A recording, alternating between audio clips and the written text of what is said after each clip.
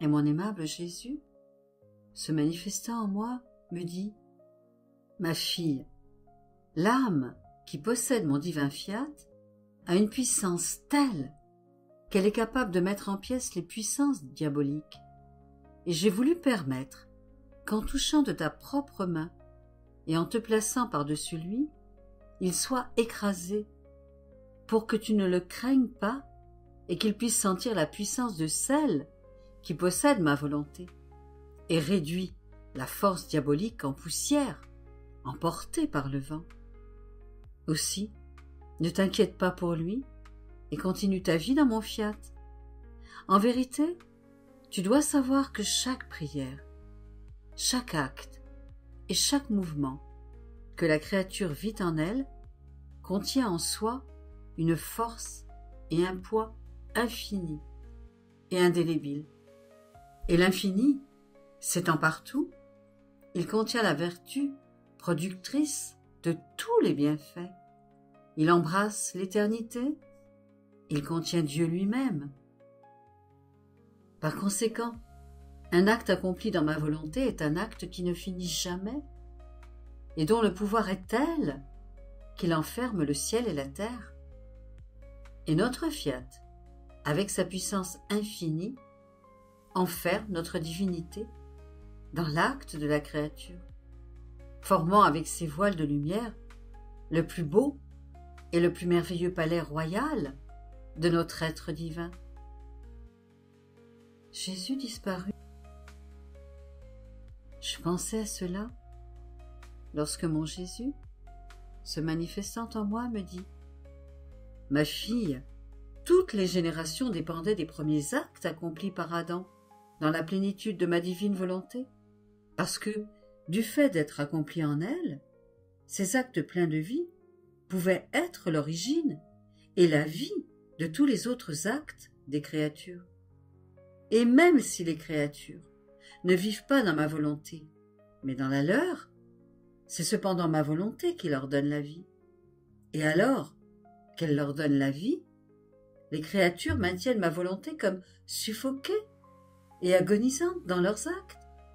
Par conséquent, tous les actes d'Adam, accomplis dans ma divine volonté, sont comme l'acte premier de tous les actes des créatures. Qui peut détruire un acte accompli dans ma divine volonté? Qui peut lui enlever la souveraineté, la beauté, la vie? Personne. Il n'est rien qui ne dépende du premier acte. Toutes les choses créées découlent du premier acte accompli par celui qui les a créées. Et si je veux et désire avec tant d'amour que ma volonté soit connue et règne parmi les créatures, la raison en est précisément celle-là, que ses droits, justes et saints, lui soient rendus, et que toute la création, tout comme elle eut son commencement dans notre volonté, puisse en son entier retourner dans notre divine volonté.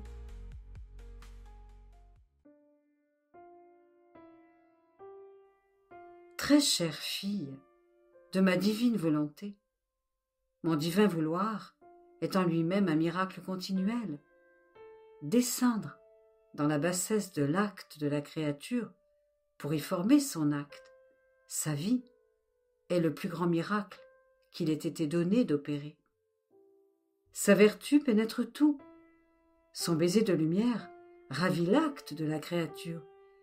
Elle le travaille, le transforme, et sa miraculeuse vertu forme son acte dans celui de la créature sans le détruire.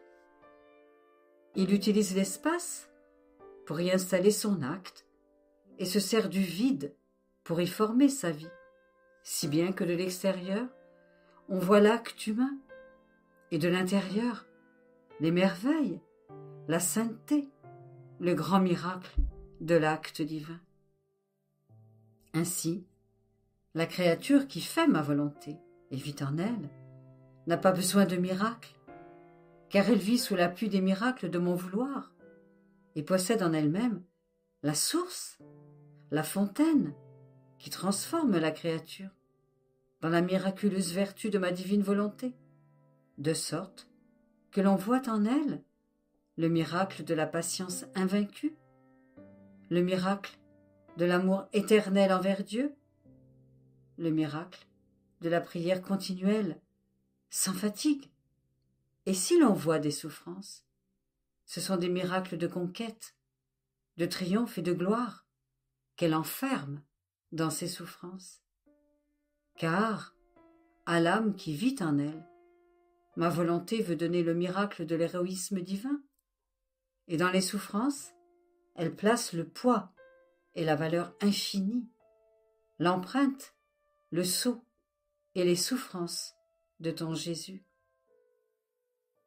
Tu dois savoir, ma fille, que notre amour envers celle qui vit dans la divine volonté est si grand que nous lui faisons don de tout ce que nous faisons dans la création et la rédemption, et elle fait sien tout ce qui est nôtre, et comme tout est à elle et à nous, comme une chose connaturelle dans ses actes, et qu'elle cherche la divine volonté. Elle se trouve tantôt dans le ciel, tantôt dans le soleil, dans la mer, etc. Elle sent en elle-même toute la sainteté de nos œuvres, qui sont aussi les siennes, et, identifiée avec elle, elle comprend ce que signifie conserver un ciel toujours étendu, un soleil qui donne toujours sa lumière, une mer qui toujours murmure, un vent qui par ses tourbillons apporte à tous les caresses de son Créateur. Elle se sent ciel, étoile, soleil, mer et vent, et, oh, comme elle nous aime! Et avec la force ravissante de son amour, qui est notre amour, elle vient déposer toutes choses devant notre trône divin, et, ô combien nous sommes enchantés par ces notes et ces courants d'amour! Nous pouvons dire que si nous conservons cette créature sur la terre, c'est pour faire d'elle la porteuse de nos œuvres que nous avons répandues dans la création. Et il semble qu'elle les rassemble pour venir à nous et nous dire combien nous l'avons aimée et combien elle nous aime.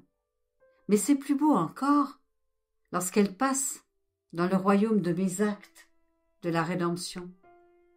Avec quel amour elle va d'un acte à l'autre, les embrasse, les adore et les remercie, les enferme dans son cœur et me dit dans son amour: Jésus, ta vie sur terre s'est terminée, mais tes œuvres, tes paroles et tes souffrances sont restées.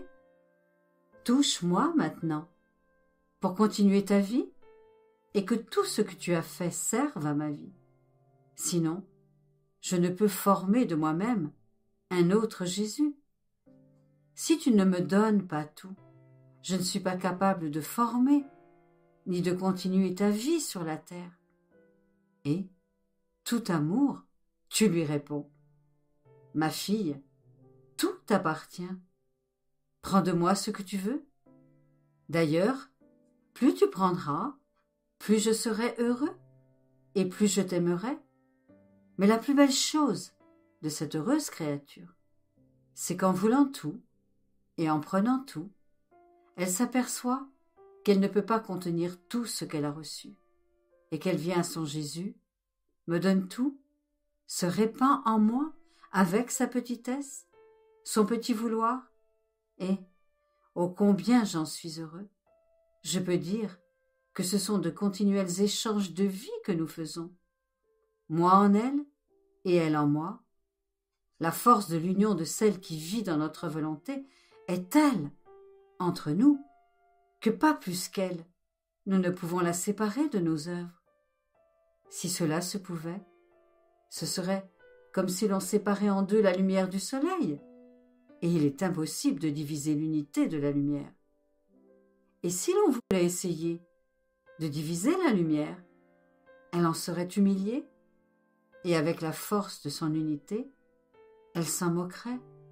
Ou encore, ce serait vouloir fendre le ciel en deux, séparer la force du vent, l'unité de l'air, toutes choses impossibles, parce que leur vie, la force qu'ils possèdent, est dans leur unité. C'est dans ces conditions que l'on trouve la créature qui vit dans notre volonté, avec sa force, son mérite, sa beauté, sa sainteté dans la force unique et unie avec son Créateur. Par conséquent, sois attentive et que ta vie soit en nous, avec nous et avec nos œuvres.